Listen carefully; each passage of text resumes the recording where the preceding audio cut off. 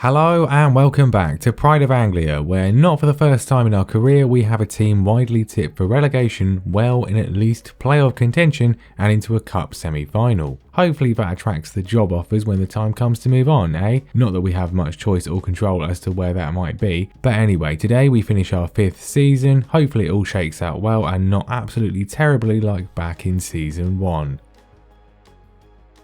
We begin with the news that Francis Wilson is Young Player of the Month for January, while Zane Westbrook wins Goal of the Month, which, let's be honest, are the real prizes. But there is also the possible prize of promotion. We have 15 games left and we are solidly in the playoffs with a 7-point lead over Cambridge and only 2 points off Peterborough in the second automatic spot. That we even have a chance at promotion is actually insane. Anyway, it's actually transfer deadline day at the beginning of February this year, and I was hoping for a quiet one, but QPR have other ideas as they bid for Chris Leonard.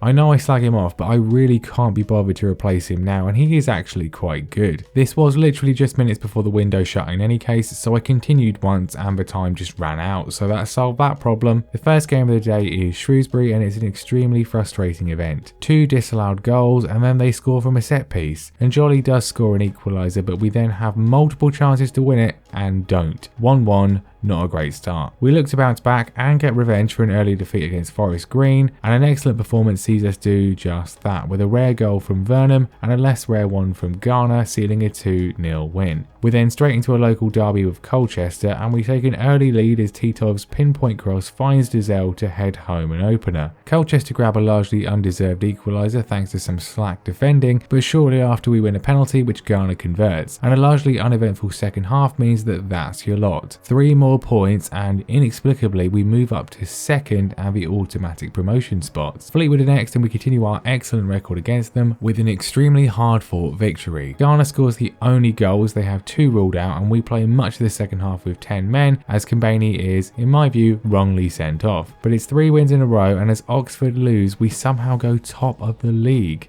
Surely this isn't lasting. We have a small matter of Peterborough next. Local derby? Check. They're 3 points behind us? Check. Doesn't seem that important really. The first half is a dull affair with chances few and far between for either side. Peterborough definitely dominate though and eventually find the breakthrough through Jason Malumbi. Not long after though, Wilson steals in to grab an equaliser with a fine solo effort, and that's how it stays. Peterborough deserve the win really, but the spoils end up shared, which means we stay top for now. We end an absurdly fixture heavy month against Rotherham and end with another battling win. 1-0 thanks to a free kick from Wilson, with Leonard saving a penalty late on to secure us all 3 points once again. We stay top, but there's 9 games to go and it is only by 1 point.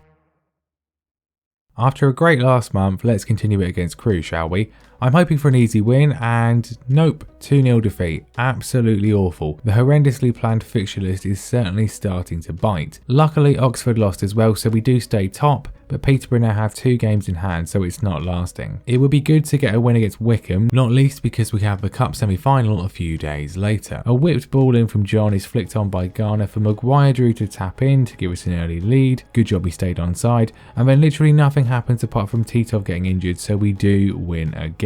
So do Peterborough though, but Oxford do lose, which is good. It's really tight. We could conceivably still not even make the playoffs, even though we're currently top. But anyway, it's time for the Papa John's Trophy semi-final. Oxford are battling with us for promotion, but this is a straight knockout fight. We're at 6 fields. I hope that helps. Titov's injury is helpfully timed as Freeman is now back, although diminished from his 2-month layoff. Left wing is atrocious whoever we pick, and midfield is becoming a bit of a concern too. Oh well, I really would like to win this tournament if we can, but it's a big test to get to Wembley. In the pouring rain, the midfielders link up well early on, with a driving run from Wilson stretching the Oxford defence and winning a penalty.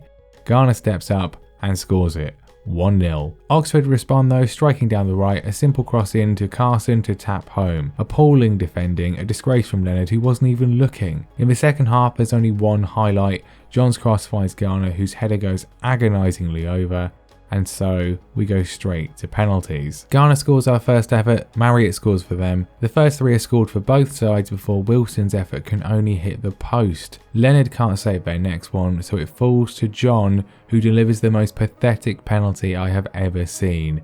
and we lose. Ugh, not good enough at all. Lacking in quality when it really counts despite dominating the play. At least we can focus on the league now, right? Peterborough drew one of their games in hand, so we are still 2 points ahead for now as we face Cheltenham, but we can only get a draw even with them going down to 10 men. We seem to have basically given up scoring goals for Lent or something. Peterborough only draw as well, which is something, but not only do they still have that game in hand, now sodding Fleetwood are level with us. How did that happen? The final game of the month is away at Blackpool. We've actually had a week's rest, but I'm not confident, and I was right not to be. Utterly dreadful once again as we lose to a simple set piece goal. Wilson and Njoli missed 2 gilt-edged chances late on. Peterborough and Fleetwood both only draw, so while we do drop down to second, there's still only a point in it. Our youth intake is typically atrocious, and then AFC Wimbledon come in for Titov. They offer Declan Drysdale in exchange, who is decent but who is A, a centre back, not a right back, and B, we wouldn't be allowed to register him anyway, so no. They're extremely annoyingly persistent, coming back about 5 times, but still no. We're losing Titov for free in the summer as he wants to go,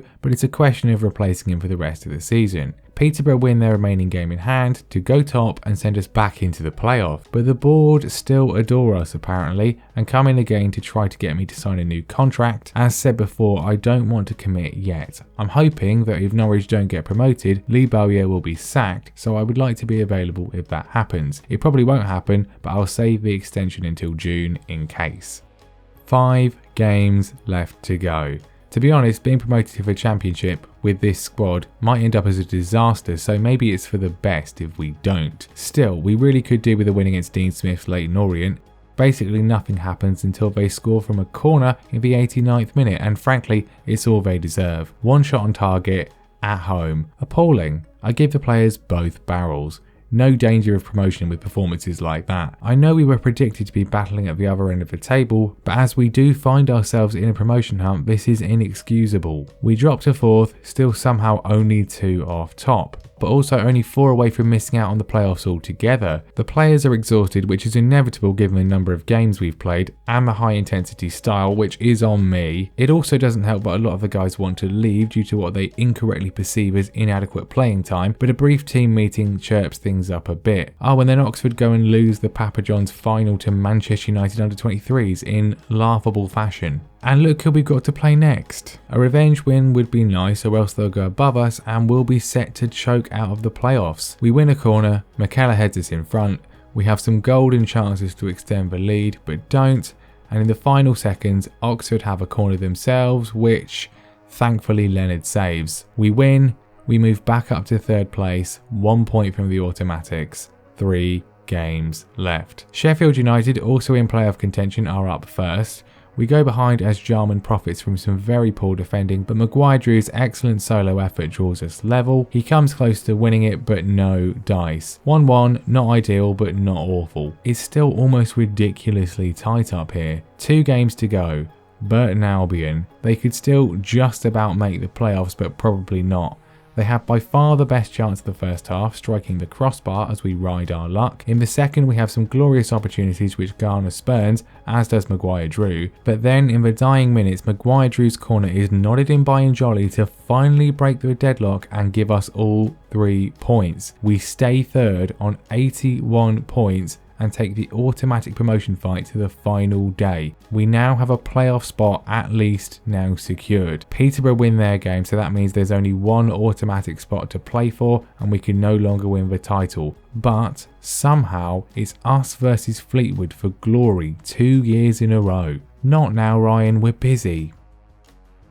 So here we are then. Final day, we're somehow in contention. We need to better Fleetwood's result. They're away at playoff chasing Sheffield Wednesday. We are also away at also last season's rivals and already relegated Mansfield. Here's the team. Promotion or not, we need to majorly overhaul in the summer, if we're still here. Wilson has a great early chance, but his chip is stopped. And then Mansfield score from a sodding corner. Where was the defending? Fleetwood are still only drawing. Sort yourselves out, boys. In the literal final seconds of the first half injury time, Titov's cross finds Wilson to drag us level. Fleetwood then take the lead though. In the second half, we finally decide to be good again as Wilson delightfully finds Njoli, who has all the time in the world to cross for Maguire-Drew to give us the lead. It still might not be enough though, and the latest scores keep bugging out, but when they do load, they say Sheffield Wednesday have totally turned it on its head at Hillsborough. I forget to make any subs, but it doesn't matter here, and the final result in Sheffield is confirmed. Fleetwood do lose.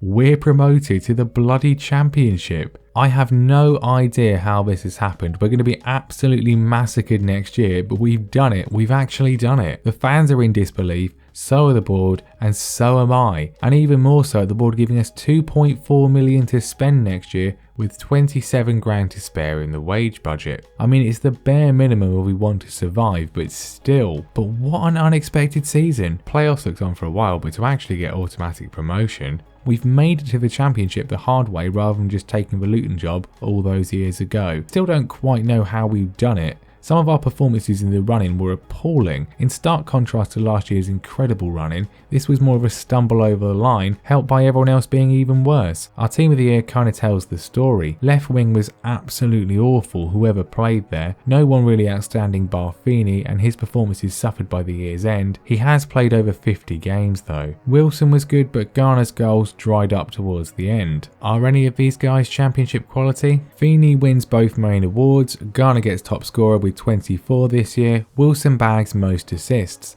But the table doesn't lie, we're in the championship next season, and unsurprisingly all the board want is to avoid relegation. And then they announced 6 fields will be expanded by 1,748 seats. I hope that's not my transfer budget being spent. Of course, are we even staying? There are no eligible jobs.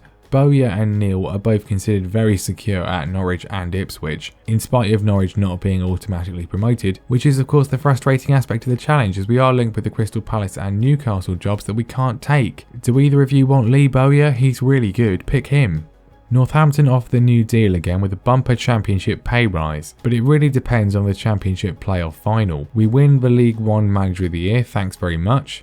We get just 3 guys in the team of the year though. Maguire-Drew is pretty baffling, but well done. This squad definitely needs major work. I think realistically we need to replace basically the entire starting 11, if we do stay. At Wembley, Norwich lose to Reading and will be in the championship again next season, but the Norwich board seemingly don't care as he's still very secure and also apparently not wanted by anyone else. I'll give it a week or so and then I guess I'm signing a new deal, which I'm not unhappy about as we are literally in the championship ourselves now. Maybe we'll just win the trophies we need with Northampton. Whatever happens, it's going to be a very, very busy summer, so I better get cracking. Thanks for watching, and I'll see you next time for Season 6.